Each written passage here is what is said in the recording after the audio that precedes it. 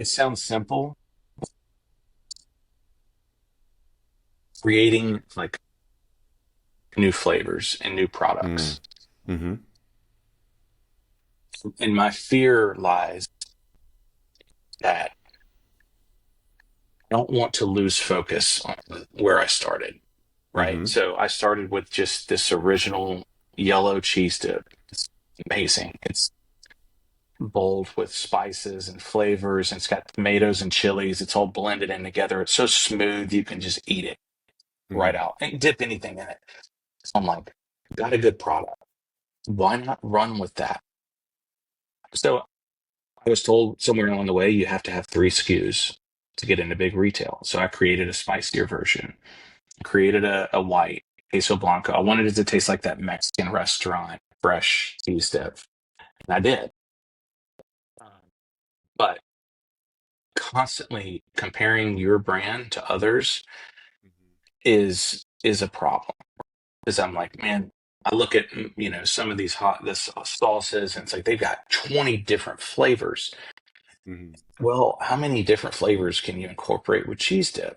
Mm-hmm. So maybe I can add on another one, but I'm afraid that if I focus on that, I haven't figured out the other three yet. We're growing. We're in the Southeast primarily, but we just added manufacturing on the West Coast. And that gave an opportunity to add a new flavor, whether it's hash chili or something like that.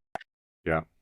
But I think the biggest decision there is like, where am I going to focus my efforts? And do I do I have a decision point for California where it's like, hey, if it doesn't, reach this amount of sales in this much time, I cut it and I focus back. So I think that's Mm-hmm. going to be a decision that I don't get to prepare for, maybe not prepare for, but I don't get to plan for. It's just going to happen.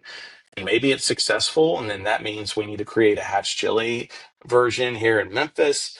But I think that's one of the biggest decisions I'm going to have to going forward. And if you would have asked me last year, anyone that gave me an opportunity to co-pack, I'd be like, let's go, let's do a Skittles flavor, let's do this. Like I would have just been so agreeable to Mm-hmm. anything. So I think the bottom line, it's like know yourself, know your product, know your brand, what made you successful, and don't sway from that. Yeah. I'm still working on my messaging.